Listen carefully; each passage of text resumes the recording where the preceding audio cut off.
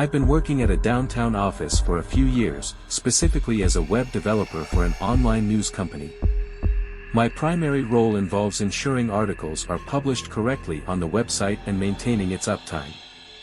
We used to have someone dedicated to overnight shifts, but they quit recently. As a result, the company asked me to temporarily fill the position while they searched for a replacement. Initially, I wasn't overly concerned. After all, how challenging could it be? However, I quickly realized the stark reality of the situation. Being alone in the vast, empty office with no one to interact with proved to be quite isolating and monotonous. The nights would often drag on with little to occupy my time beyond routine tasks. On one particular night, I had a small project to work on, adding a new page to the website. While it provided a temporary distraction, the subsequent hours found me idle once again. To break the monotony, I decided to explore the building. Curiosity and boredom propelled me to venture to the upper floors. As I ascended the stairwell, the only illumination came from a single hallway light. Several rooms caught my attention, but they held little intrigue. As I turned to retrace my steps, I heard a distinct sound emanating from below, a sound eerily reminiscent of a door creaking open. Given that I was the sole occupant of the building, a chill ran down my spine. However, I managed to compose myself, attributing the noise to potential building settling or the creaking of pipes. Returning to the third floor and making my way back to my office, something peculiar caught my eye. One of the office doors stood ajar, contrary to my recollection of all doors being closed. A sense of unease washed over me as I pondered whether my mind was playing tricks or if something truly amiss was unfolding. Intrigued and apprehensive, I approached the open door and peered into the room. It was a spacious office, similar in layout to my own, filled with rows of cubicles. The room was shrouded in darkness except for a sliver of light filtering in from the hallway. "Hello? Is anyone there?" I called out, my voice echoing through the empty space. Silence greeted me in response, and a shiver ran down my spine. With a growing sense of unease, I closed the door and retreated to my office. I downed my coffee and vigorously rubbed my eyes, attempting to shake off the unsettling experience. The clock indicated it was slightly past 2 a.m., leaving me with several more hours to endure. To pass the time, I resorted to checking my emails, a futile attempt to distract myself from the creeping dread.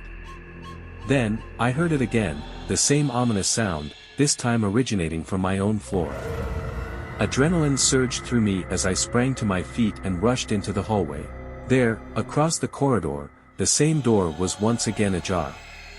My stomach churned with a mix of fear and disbelief. Something was undeniably wrong. At that moment, I knew I had to leave. The prospect of exploring further was simply too terrifying. Gathering my belongings, I made a hasty retreat towards the stairwell. As I descended, I heard faint footsteps behind me. A quick glance over my shoulder revealed a woman standing in the hallway, not far from the office I had just exited. Her disheveled appearance, with tangled hair and wide-eyed expression, was both unsettling and terrifying. I accelerated my pace, determined to put as much distance between us as possible.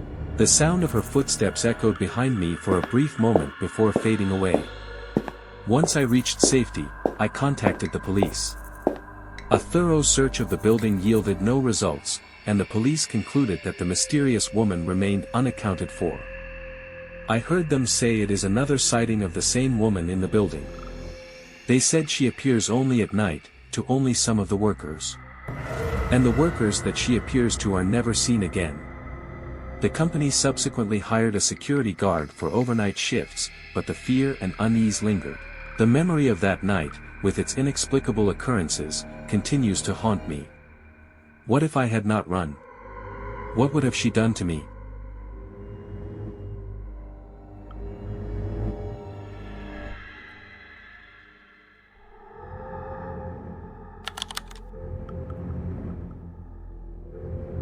For several years, I navigated the tumultuous waters of job instability, frequently hopping from one position to another in search of financial stability. During this period, I found myself accepting a position as a security guard at a sprawling warehouse.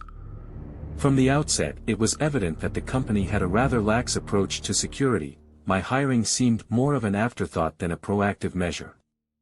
My primary duty, as vaguely outlined, was to patrol the perimeter and deter any potential intruders or theft. A casual conversation with a warehouse employee revealed a series of recent overnight break-ins, explaining the company's belated decision to hire a security guard. While this information should have heightened my vigilance, a sense of overconfidence and the allure of easy money clouded my judgment. For the initial 2 months, my role was as uneventful as it was lucrative. The long, quiet nights passed without incident, and the security cameras remained devoid of any suspicious activity. One seemingly ordinary night, as I concluded my routine checks of the building, a red flag appeared on the security system, indicating that one of the warehouse doors was ajar. This was perplexing, as I had meticulously secured all entry points just moments before. Drawn by curiosity and a growing sense of unease, I made my way to the designated door. Despite being visually closed, the door yielded to my push, revealing a poorly concealed attempt to bypass the locking mechanism. A small piece of wood had been inserted into the bolt's receptacle, preventing it from fully engaging. It was clear that someone had deliberately tampered with the door, either to gain entry or to impede the locking process.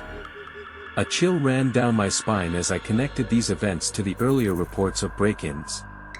The dimly lit warehouse, with its cavernous expanse and echoing silence, amplified the growing sense of dread. As I rounded a corner, a fleeting movement caught my eye. Peering through the gloom, I discerned the silhouette of a person hunched behind a towering storage rack. Fear and adrenaline surged through me as I quickly formulated a plan. Feigning nonchalance, I continued my patrol, making a beeline for the security office. Once inside, I secured the door and immediately contacted the police, my voice barely masking the terror I felt. While on the phone, I reviewed the security footage, my heart pounding in anticipation of what I might see. To my horror, the camera feed revealed a man standing on the other side of the office door, a menacing object, possibly a knife or a gun, clutched in his hand. The ensuing minutes were a blur of fear and uncertainty as I contemplated the terrifying prospect of a forced entry. My mind raced with possible escape routes and defensive strategies, all while maintaining a semblance of calm for the benefit of the police dispatcher. Mercifully, the intruder retreated, disappearing into the night through the compromised warehouse door. In the aftermath of this ordeal, the company implemented enhanced security measures, but the psychological impact on me was profound. The memory of that night, filled with fear, uncertainty,